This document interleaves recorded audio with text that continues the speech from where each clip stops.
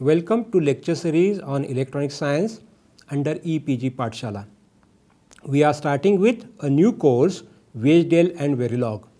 Basically, this course is intended for learning the hardware description language. This language is normally used for designing digital ICs. In many cases, whenever we start with designing any digital system, there are different ways we can design it. The first simplest method is use traditional digital ICs, those are available, which are SSI, MSI, LSI and several other combinations. But the circuit complexity can increase as you increase the size of the application. There is another method user can go for designing the circuit with the help of programmable logic devices. These programmable logic devices are another better option. In addition to that, user can go for designing his own IC, which is usually called as custom IC. Now, all these design applications, they have their own advantages and disadvantages. In this course, we will begin with learning the syntax and semantics of the language normally required for designing the digital systems. Whenever we start with designing the digital system, the first important part that we have to talk about how the IC could be designed. Let us look at it as a standard product design life cycle. It begins with a design specification. You have to undergo several steps and then come with the final product. The same method can be adopted and we can definitely go for using some kind of sophisticated electronics design automation tools or CAD tools, which can support the designer to design the IC, which will definitely remove the complex efforts or maybe the complexity in the design, and then you can get the product with the great ease. Whenever we talk about such kind of CAD tools, we need to think about different stages in design. It starts with the specifications, then come with certain pilot design, test it either using hardware prototype or you can go for simulation. After simulation, verify the result, and if they are matching with the design, then we can say that our final product is implemented. If not, then we can go back and vary certain parameters in the design and then come up with the final product. In this session, we will be focusing more on learning the digital system design process, starting with the simplest or the traditional design process, and then we will go to the sophisticated design process described under CAD tools. Let us define the learning objectives of this module. After learning this module, you will be able to understand the importance of digital system design. This module will also provide various digital system design options right from fixed function ICs to programmable logic devices, that is PLDs. Further, basic design process will be discussed to learn about product design cycle. This module will discuss the digital design process used in CAD or EDA methodologies. Let us now begin the journey in the digital system design process. Digital system design is the science of organizing information, defining operations, accepting inputs and generating outputs using discrete quantities. In a system, there is a function that translates inputs to outputs. Digital ICs are the backbone of modern electronic gadgets. Designing of digital system involves designing of the hardware as well as implementing the required software. Hardware mainly looks into handling analog, digital or mixed signals. Modern technology offers many new features and aspects to digital systems.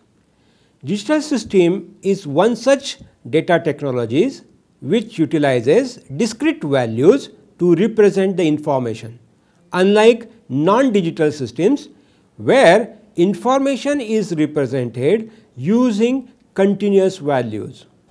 There are two types of signals, analog and digital.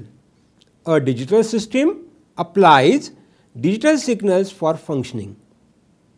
An analog signal is any continuous signal for which the time varying signal is the representation of time varying quantity.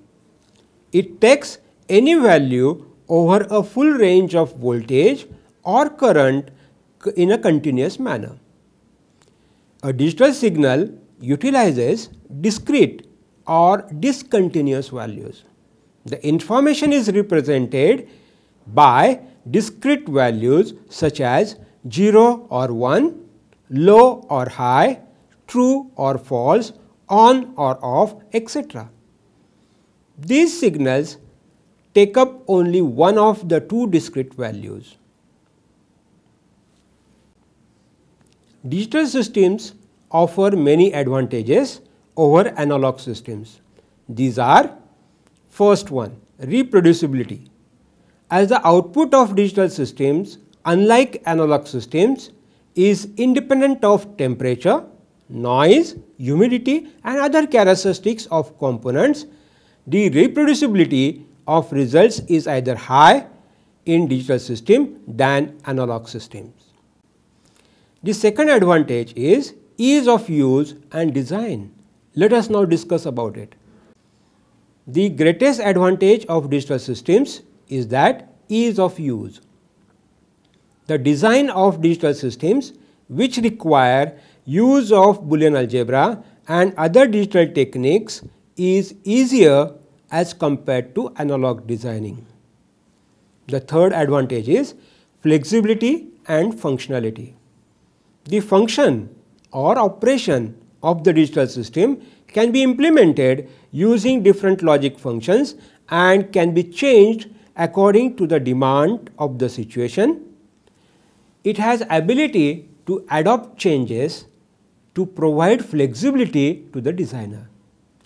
Various ICs are available and they fall under various logic families. Fourth feature is programmability. Digital systems can be used for different applications by simply changing the program without any additional changes in the hardware. We normally use hardware description languages for this purpose. Next advantage of analog system is the speed.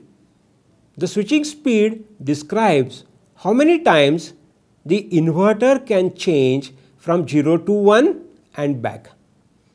Advancement in IC fabrication technology led to faster and faster switching in gigahertz to terahertz speed. Another advantage of digital systems is the cost. The cost of the hardware gets reduced by use of digital components, and this has been possible due to advancements in IC fabrication technology. Next advantage is the size. All digital circuits are designed and manufactured in an integrated form. All the circuit components are placed in a single chip. Hence, the size of the system is very small. The most important advantage of digital systems is that it can provide you a secure transmission and processing. Digital signals can be used for secure transmission of information using encryption and decryption techniques.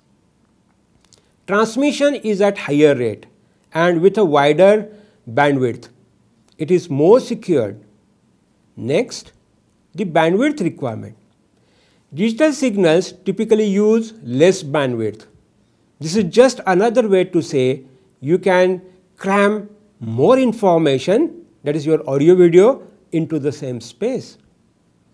And let's talk about last but not the least, memory capability.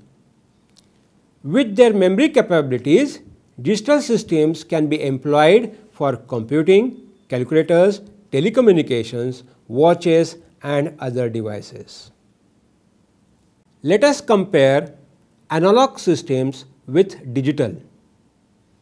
The first parameter is the signal. Analog signal is continuous, whereas digital signals are discrete in time. The second parameter for the comparison is the wave. In analog, we deal with usually sine wave signals, whereas in digital we deal with square wave or rectangular wave signals. The third parameter is representation. Analog signal is represented using continuous range of values, whereas digital signals are represented using discrete or discontinuous values to represent the information. Let us now talk about an example of analog system.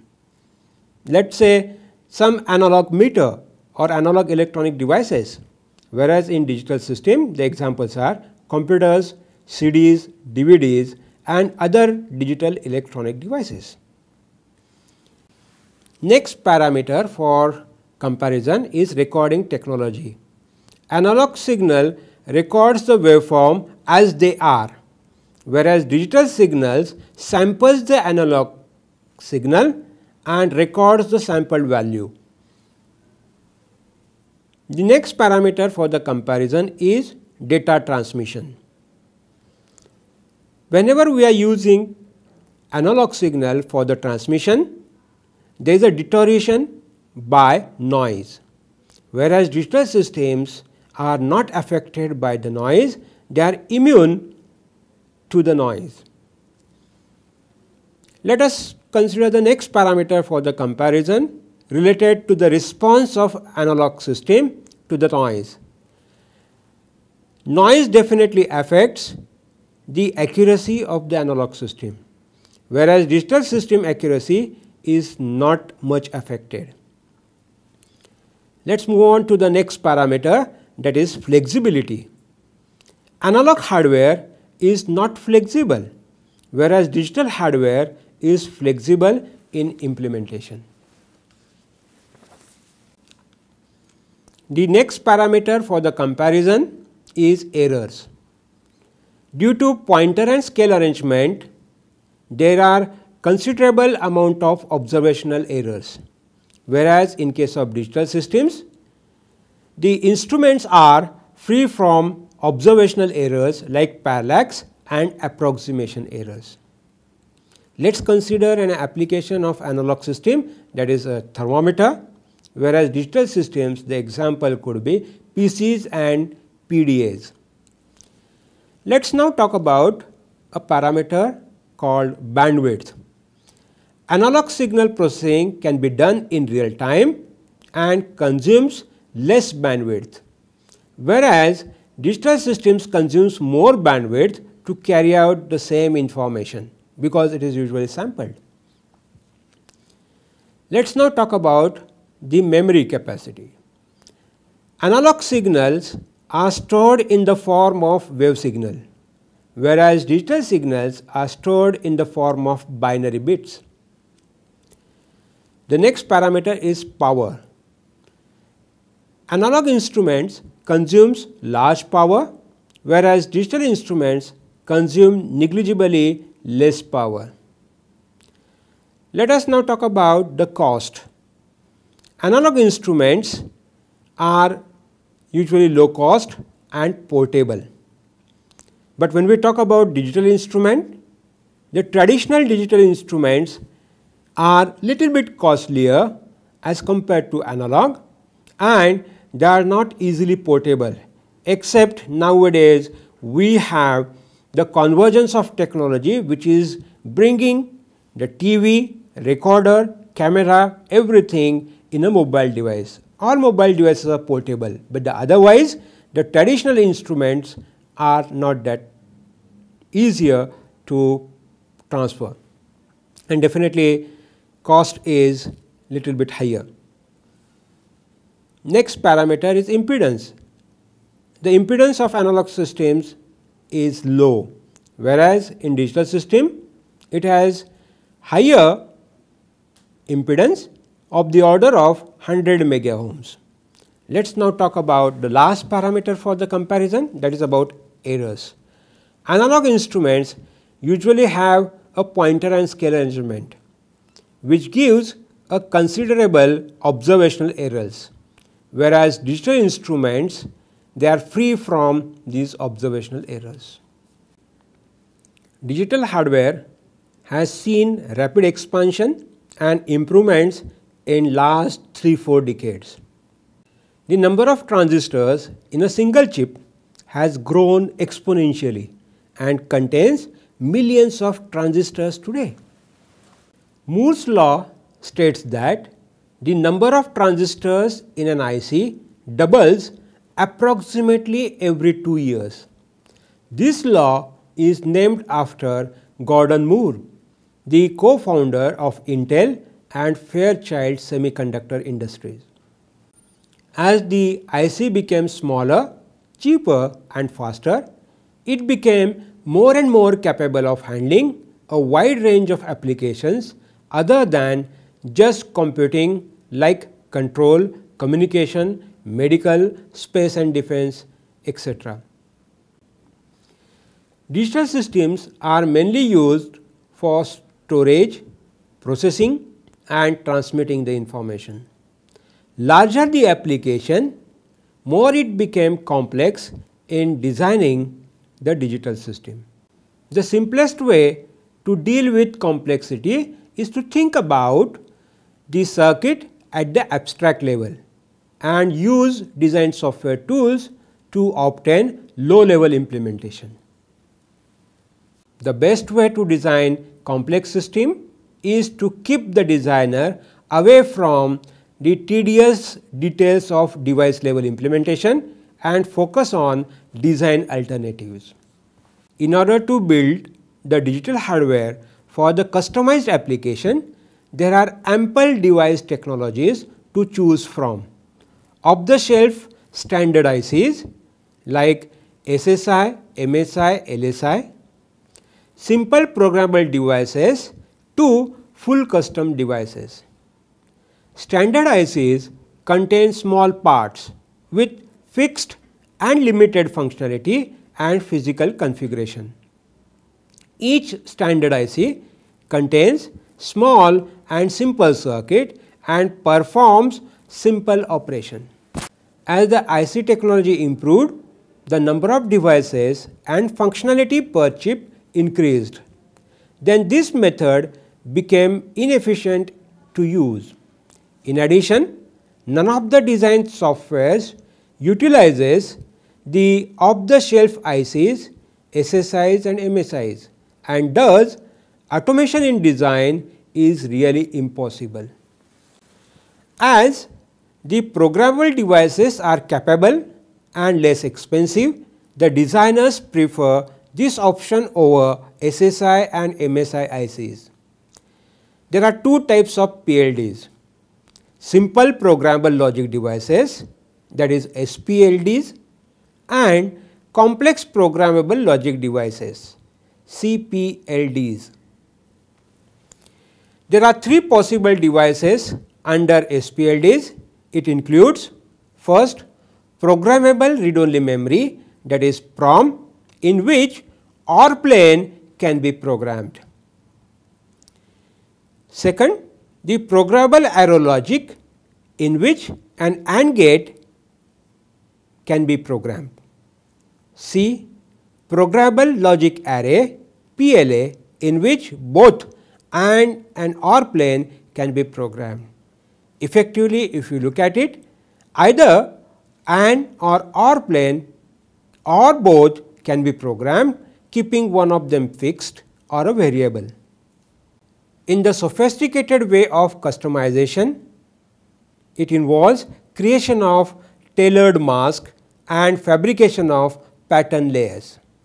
These layers can be customized for a particular application. This process of customization is expensive and complex and can be done in manufacturing foundry or fabrication plant. These devices are called application specific ICs, that is ASIC. There are three types of custom design ICs: full custom ASIC, standard cell ASIC and get array ASIC.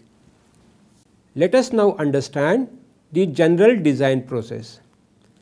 The development of any product requires certain steps must be performed in a proper order. Let us now understand the general design process. The development of any product requires certain steps must be followed.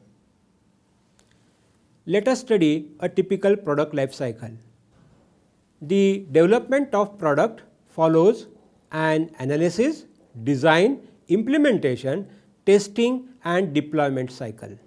For a simple system, a one-time pass of cycle is sufficient, but for a complex system, it is necessary to repeat this cycle multiple times around the life cycle. In the analysis phase, the requirements of the desired products are clearly obtained.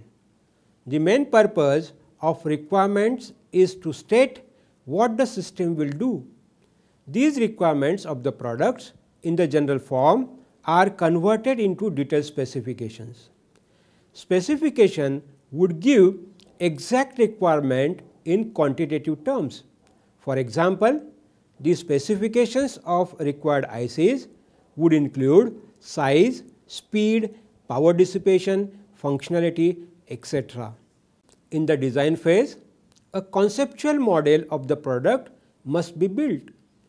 The conceptual model defines as much abstraction as appropriate. At this stage, the design involves dividing the system into modules or components. During this phase, it is possible to estimate performance parameters, cost and schedule. The outcome of the design phase is to generate the block diagram and data flow graphs of the system. The preliminary design includes the overall top-down approach and hierarchical structure. The next phase of product life cycle is to develop an implementation of the system. The top-down design approach facilitates implementation of subcomponents simultaneously. At this stage, one may use simulator. One major advantage of simulation is that many initial designs are now implemented using hardware and software. Simulations provide a quicker way to implement the initial product on simulator than constructing a physical system. Because of higher cost and long time required to create hardware prototypes, rapid prototyping is an important stage in early stage of product design. During the testing phase, the performance of the system is evaluated. Debugging is an important step in testing and validating the basic functions. Further, measurements are carried out to optimize the performance of the system. Simulator can model the behavior of hardware or software systems. If both hardware and software are simulated together, the simulated time will be slower. Once the tests are successful, then one can deploy the product. If there are any new requirements or features, those could be corrected for any mistakes or maybe can be optimized for speed or size or a power. It is then necessary to undergo additional loop around the life cycle. Let us now discuss the basic design loop used for digital system design. The basic system design process consists of a sequence of tasks.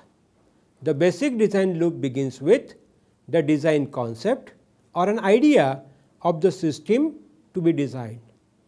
As the first step, the requirements of the system are clearly defined. These requirements of the system in the general form are converted into specifications.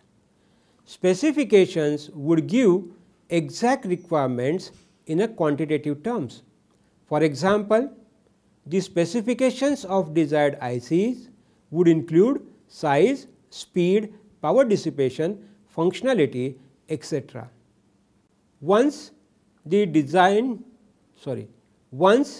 detailed specifications of the system are obtained, then it is possible to generate initial design.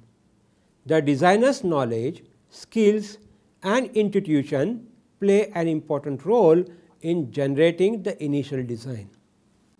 The initial design must be tested before implementing the hardware. The initial design can provide conceptual model of the system. Simulations provides quicker way to implement the initial product on the simulator than constructing a physical system. At this stage, the designer must evaluate, verify the result of the design. Then the design should be further tested for applying test data or stimuli at the input and determining the output so as to verify the design as per the system specifications. If there is any error after simulation, then the design must be modified to remove the error. The modified design is again tested by the simulator so as to evaluate and verify the system parameters. Let us now summarize the basic design loop. The digital system design process begins with the design concept or an idea. Once you have an idea, the idea must be converted into the requirement and designer must transform requirement into the actual specifications. From these specifications, one initial design or the model must be created. Once the initial design is ready, it must be tested. Now, in order to test this, first what you need to do is either physically design the hardware, so build a prototype, or do the simulation. Simulation is easier way, so simulations are carried out. During the simulation, you would be providing some typical inputs. Once these inputs are given, the desired outputs will appear. These outputs will tell you the performance of the circuit. If the performance of the circuit is okay, then you can say your design is fine. If there are certain changes in the design are to be done, then you have to remodify the design, go to the synthesis, build the model again and verify.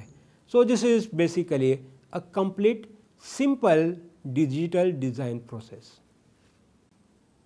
The basic design loop discussed in the previous section helps the designer to test his design at conceptual level. In real life, the designed system must be implemented in hardware at every stage of design. This procedure is time consuming and involves higher cost for implementation, which may not be always possible to implement. Availability of various computer aided design, that is CAD tools or electronic design automation EDA tools have provided digital system designer a new approach to implement their design. These tools are used to aid the digital system designers to perform different design tasks. These tools provide a convenience to the designer to generate accurate and fast designs. The digital design process begins with defining the exact digital system to be designed. As the first step, requirements of the desired system are clearly obtained. These requirements of the system in general form are converted into detailed specifications. These specifications defines functionality, number and behavior of input and outputs, speed, power, etc. Once the detailed specifications of the digital system are obtained, then it is possible to generate initial design. The designer's knowledge, skills and intuition play an important role in generating the initial design. The CAD or EDA tools can help the designer at this stage to generate the initial design. The formulation of description of digital system can be done with the help of design entry tools. There are three design entry tools: truth table or waveform editor, schematic editor, and HDL, that is hardware description languages. One can use either VHDL or Verilog language to enter the design in the editor. The next step in design process is the initial synthesis. Synthesis is the process of converting design entry information of the logic circuit into set of logic equations. The synthesis CAD tools helps the designer to generate logic functions required to implement logic circuit automatically. Once the initial synthesis is complete, it is necessary to verify the circuit function of the design using function simulation. It simulates the circuit function using the logic function obtained from the synthesis and the test inputs. The output of the simulator can be verified using either obtained truth table or timing diagram. If the output of the logic circuit is not as per the expectation, then the design must be modified. The synthesis, simulation, redesign steps must be repeated till the correct design is obtained as per the requirement. Once the functionality of the correct design is obtained, the next step is to use logic synthesis and optimization tools. This stage will help the designer to work on parameters like speed, cost, and device technology for the implementation. Logic synthesis tools can be technology dependent or independent. If the synthesis tool is technology independent, then the optimization is independent of the resources available in the target chip. For technology mapping synthesis tools, the optimization is done using the logic resources available on chip. Once the logic synthesis and optimization is done, the next obvious step is to design the logic circuit using available logic resources. The physical design performs the two basic operations: placement and routing. Placement of the logic functions in the optimized circuit in the target IC and interconnecting the components in the chip, which is popularly known as routing. Once placement and routing in the physical design is complete, then the final stage of design is carried out through timing simulation. In timing simulation, the propagation delay of the logic circuit is evaluated and verified with expected design parameters. If the timing characteristics of the digital systems do not match, then designers must redesign at physical level. During the redesign process, optimized placement of the logic components and routing is reworked. Once the timing characteristics are obtained as per the design, then the design is finally implemented into the chip. Thus, we get the design of desired digital system. Traditionally, hardware software are developed independently and integrated later. There is a very little interaction between hardware and software before system integration. So, hardware software co-design improves overall system performance, reliability, and cost effectiveness. Co-design concepts are more popular for designing digital hardware in system on chip, that is SoC applications. The design process begins with obtaining system specifications as usual. After analysis of the system, it might be necessary to partition the system further into subsystems or components. The hardware, software and interface systems are separately designed. This partition helps the designer in determining the best implementation for the system through iterative partitioning technique. Partitioning applied to the modules to best meet the design criteria like functionality and performance goals. At each level, it is necessary to carry out synthesis, hardware, software and interface synthesis is carried out for refinement of specifications. In the next stage, all the partitioned modules are simulated and integrated to see whether the required design objectives are met. In hardware, a model can describe a system in the behavioral, structural or physical domain. The software layer is very close to hardware and hides the hardware details and provides an abstract and portable view to the designer through virtual machine. Validation methodology ensures that system implemented meets the initial system requirements. If the final outcome is not as per the requirement, then another hardware software partition is carried out to handle this variance. This is the way how hardware software co-design based digital system can be implemented. Let us now summarize the things that we have studied so far in this module. This module is basically designed to understand the importance of hardware description language like VHDL and Verilog. Before we could design the IC using hardware description language, we have started with identifying the importance of digital system in today's world. We have compared the analog systems with digital, discussed many applications and advantages of digital systems over analog, and then later on we have started with the design process.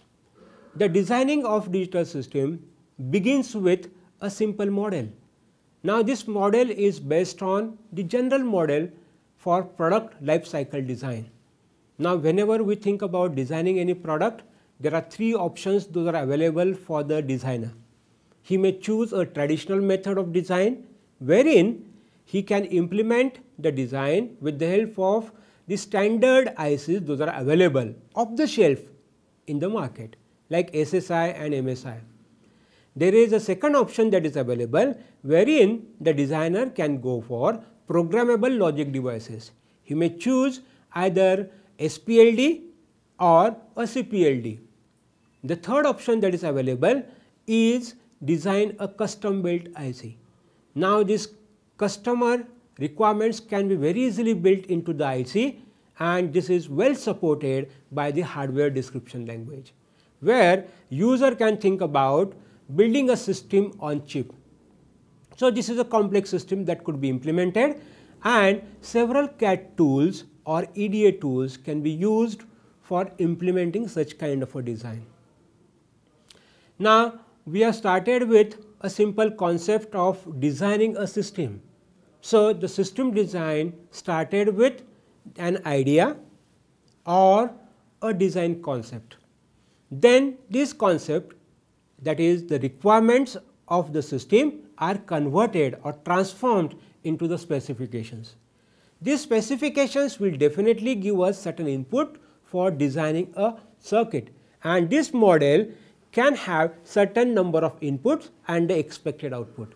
Now designer may build the circuit or he can do the simulation. In this method we are thinking about implementation using simulation. The simulation tools can help the designer to get the system design quickly and easily. Once the simulation results are obtained, user can test or verify whether the system is performing as per the expectations or not. if it is not performing as per the expectation, then there is a need to modify the design, go back, modify, simulate and test the cycle till you get the exact design. So, this is the way we can implement the basic design loop. Whereas, there are few more steps those are required if you have to design an IC. Now, while designing an IC, we need to add synthesis tool. In addition to that, once synthesis, simulations and timing behavior are tested, then we can go for really implementing into the IC by using optimization and routing tools. So, this is physical mapping of the devices. The available resources could be mapped, tested once again for the timing, and then you can get the desired system. So, this is a complete flow that we require for designing a digital IC. So, I think we have covered the basic things that are required for starting the course VHDL and Verilog. In the next session, we will be talking about the VHDL and Verilog basic tools, as well as we will learn about the different models of implementing the digital systems. Thank you.